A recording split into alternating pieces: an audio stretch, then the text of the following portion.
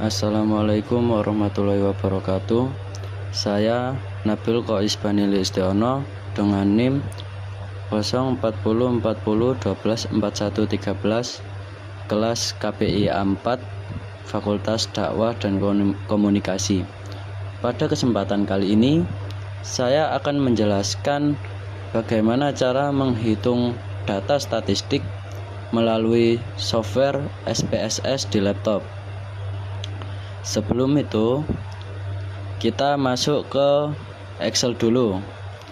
Nah, di Excel ini kita akan menghitung total dari data responden yang sudah ada sesuai data mentah yang telah diberikan. Dengan cara pada X1 kita sama dengan sum, kita tarik dari X1.1 sampai X1.3, tutup kurung, lalu enter. Nah, agar penjumlahan cepat tanpa perlu bertele-tele, kita tarik yang ada tanda plusnya itu, kita tarik drag sampai ke bawah. Nah, sudah. Nah, hasilnya akan langsung muncul. Nah, untuk X2 juga sama seperti tata cara X1 tadi. Nah, terus kita tarik garis, tarik menuju, kita drag ke bawah. X3 juga seperti itu, sama dengan zoom, tarik, lalu kita tutup kurung. Setelah itu kita drag ke bawah. Yang terakhir itu Y, dengan zoom, kita tarik, tutup kurung, kita tarik sampai bawah. Oke. Nah, sudah selesai semua, data sudah kita total sampai bawah. Sekarang kita pindah ke software SPSS. Nah, untuk tampilan awal SPSS seperti ini, ada dua pilihan, yaitu ada data view dan variable view.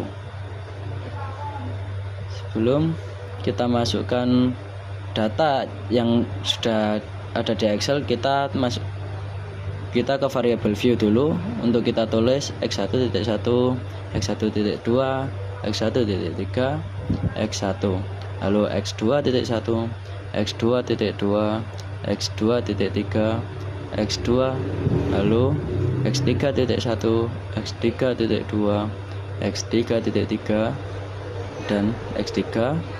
Yang terakhir Y1, Y2, Y2, dan Y.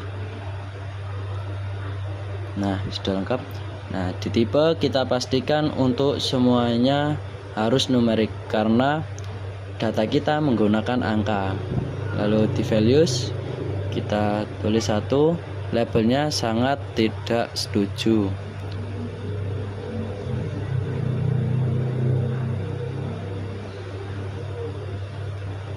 Kita add. Lalu yang kedua tidak setuju.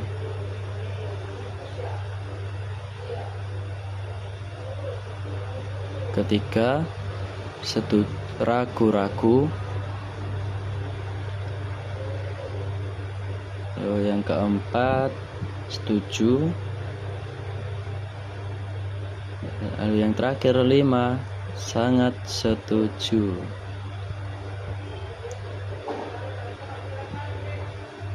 Kita klik OK. Nah,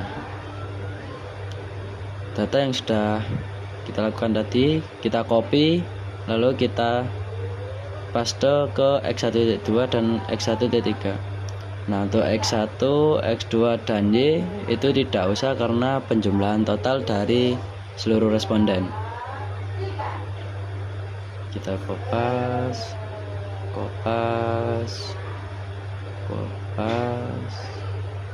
Nah, sudah selesai. Kita cek measure karena di X1.1 itu ordinal, X1.2 sampai X1.3 ordinal, dan X1, X2, X3 dan Y itu scale, dan untuk yang lainnya ordinal.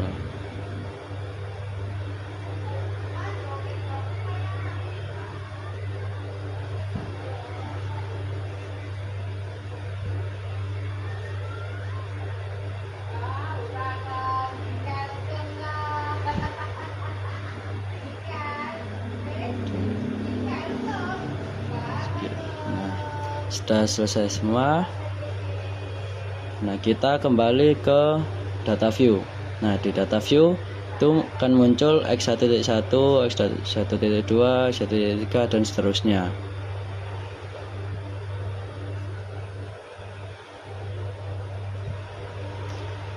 Nah, selanjutnya kita kembali ke Excel untuk mengcopy data yang sudah kita total tadi. Nah, ini kita tarik dari nomor 2 sampai ke bawah.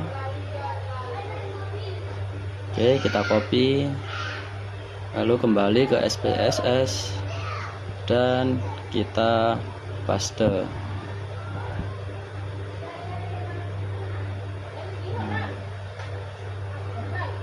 Data sudah masuk semua di SPSS.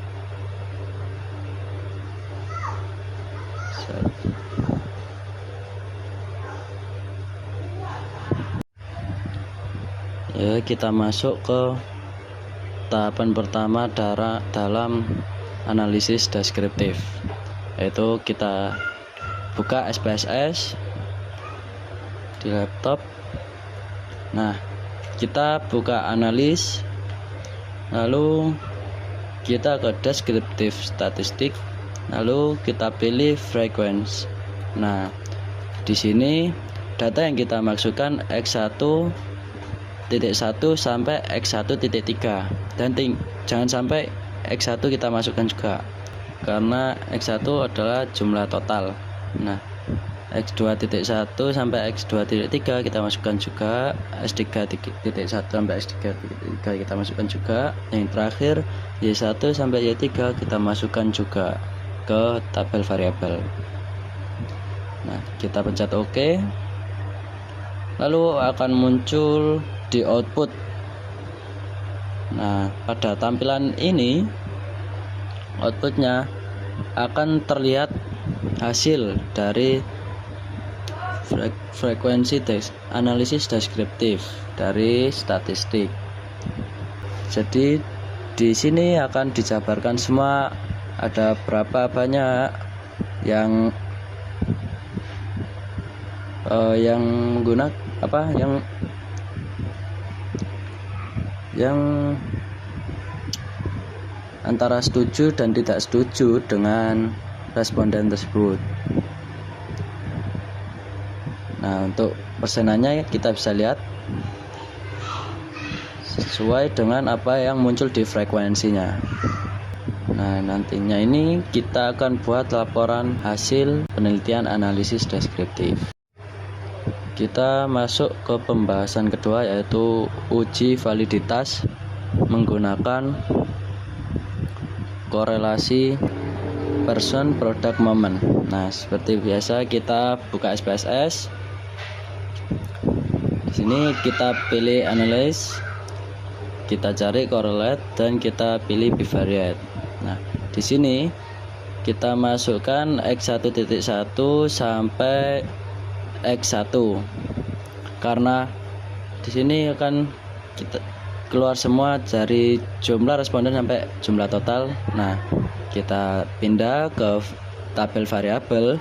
Nah, jangan lupa untuk kita centang person, lalu kita pilih detail. Setelah itu kita pencet OK. Nah, akan muncul di output data dari hasil data yang sudah ada di SPSS tadi.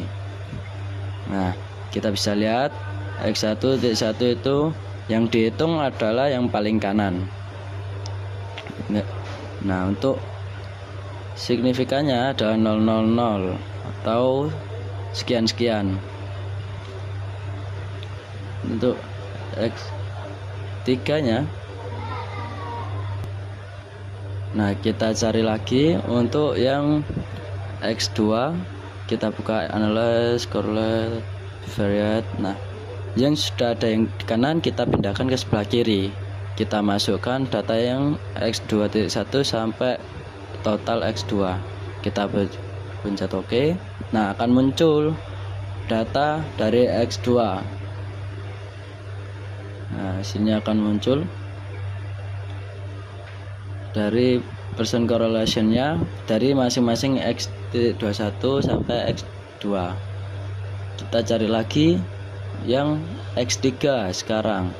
Nah, kita pindahkan dulu yang sebelah kanan, lalu X3 kita masukkan ke tabel variabel.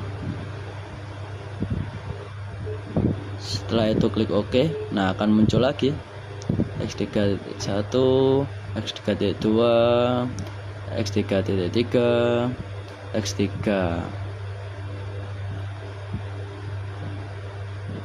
Kita cari yang terakhir adalah Y.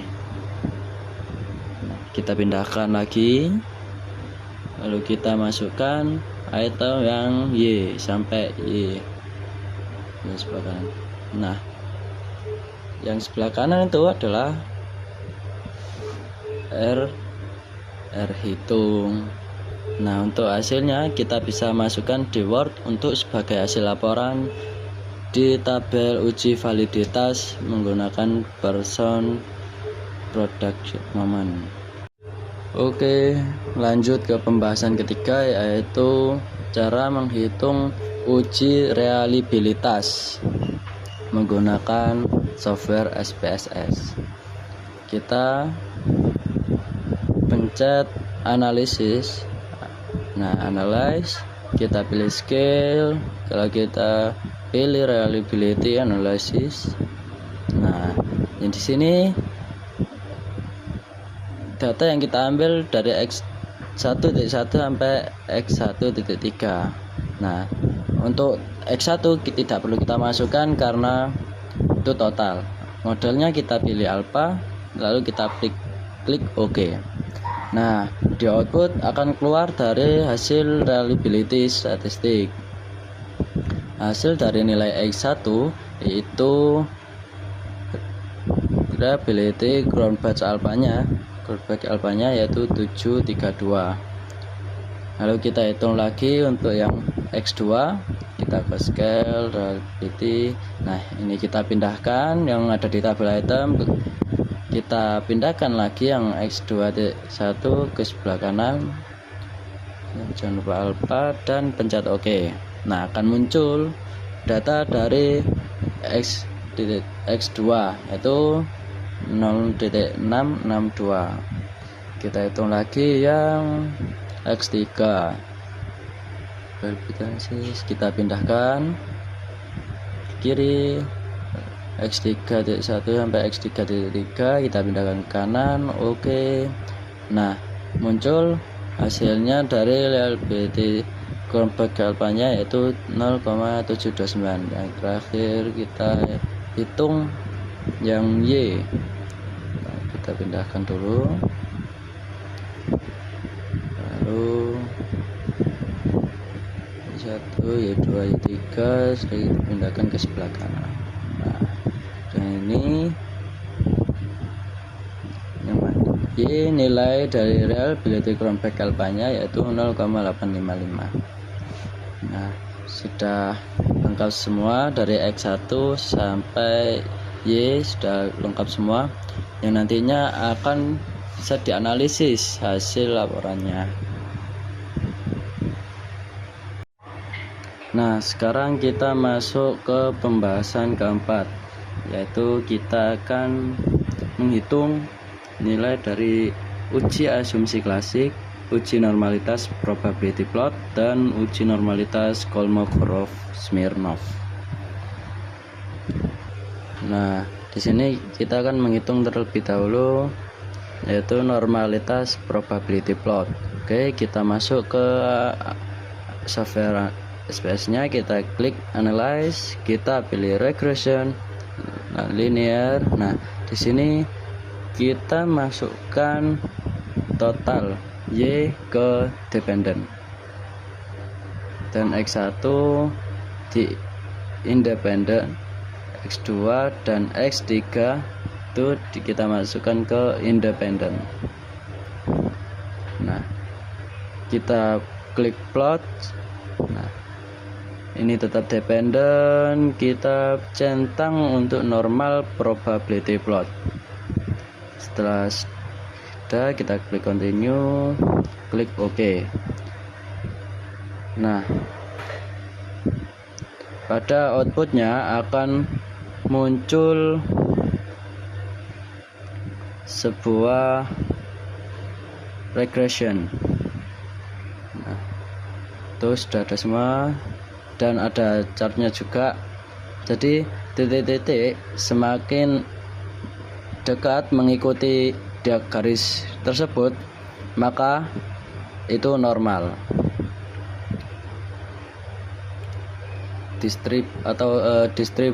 Distribusi respondennya adalah normal, tanpa tidak jauh dari, kalau jauh dari garis diagonal maka itu anomali atau aneh, seperti itu. Kita lanjut cara menghitung ke normalitas Kolmogorov-Smirnov.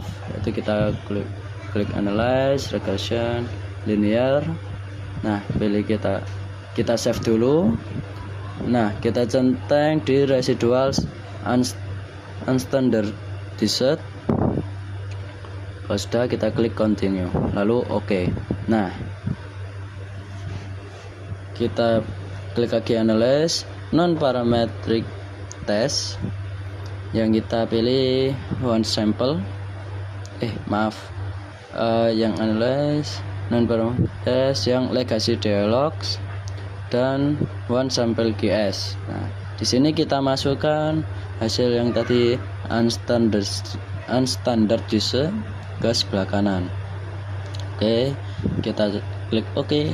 Nah, di sini sudah muncul dari nilai one sample Kolmogorov-Smirnov.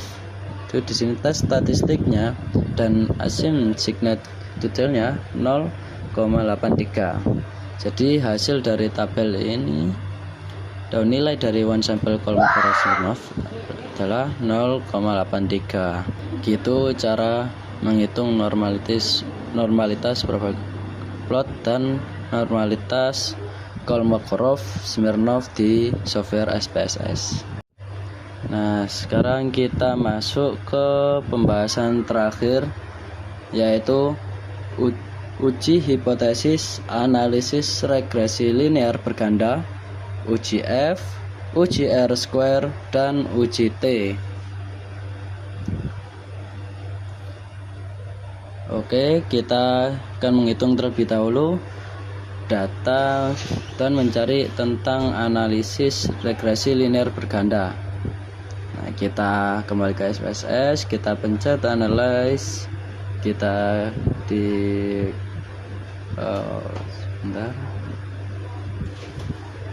analyze di regression dan linear. Nah, di sini tetap seperti tadi.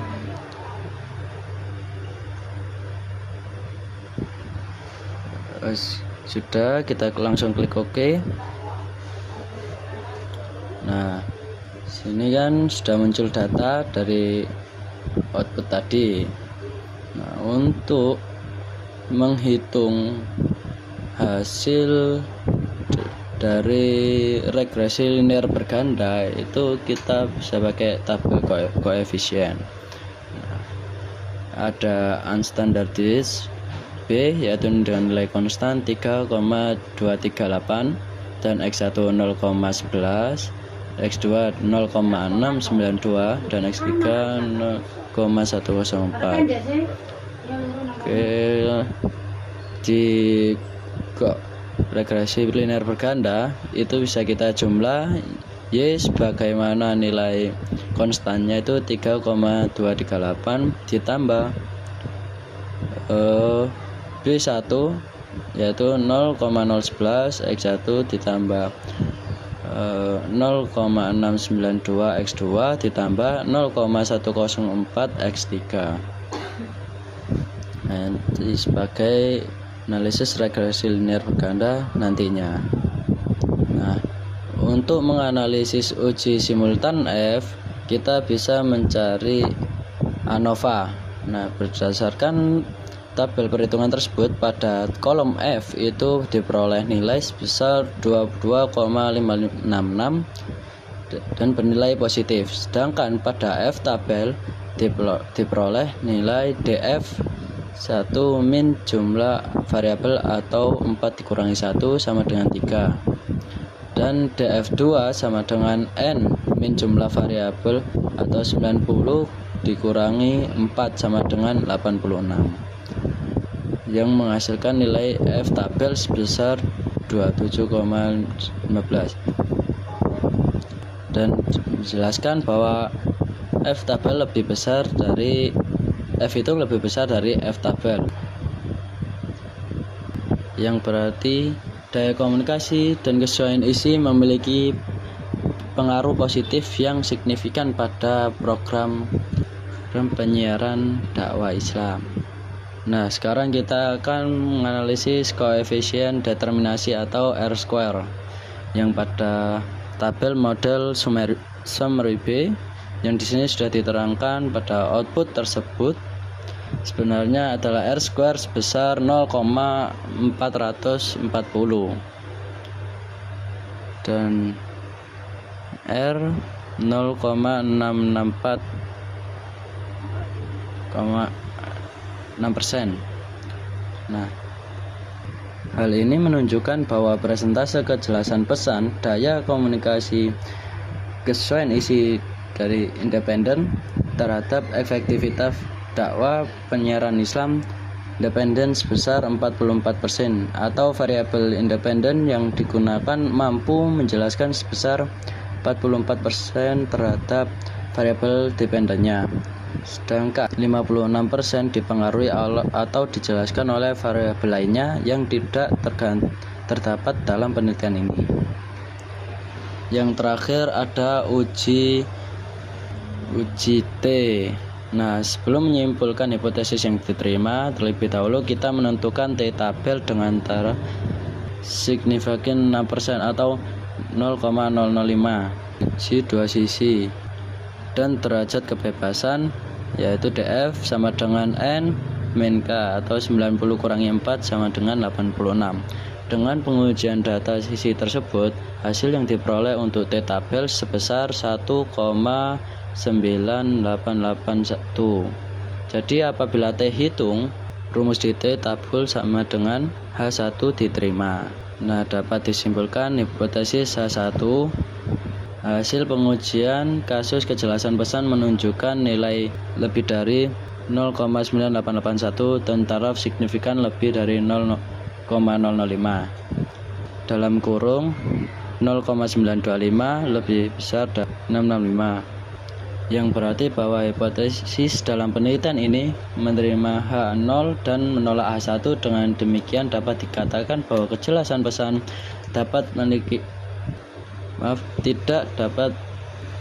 tidak memiliki pengaruh terhadap efektivitas dakwah penyiaran Islam.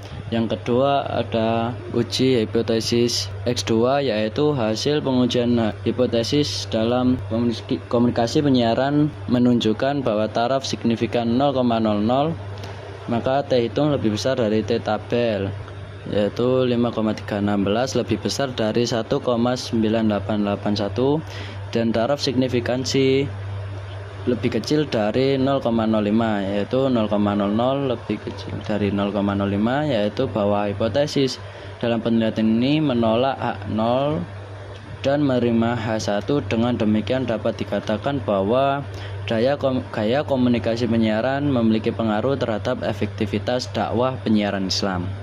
Dan yang terakhir ada uji hipotesis X3, yaitu Hasil pengujian hipotesis kejelasan pesan menunjukkan nilai T hitung 0,961 dengan taraf signifikan 0,339, maka T hitung lebih kecil dari T tabel yaitu 0,00591 lebih kecil dari 1,98861 dan taraf signifikan lebih dari 0,05. 0,339 lebih besar dari 0,05, yang berarti bahwa hipotesis dalam penelitian ini menerima H0 dan menolak H1. Dengan demikian dapat dikatakan bahwa kesesuaian isi tidak memiliki hak pengaruh terhadap efektivitas dakwah penyiaran Islam.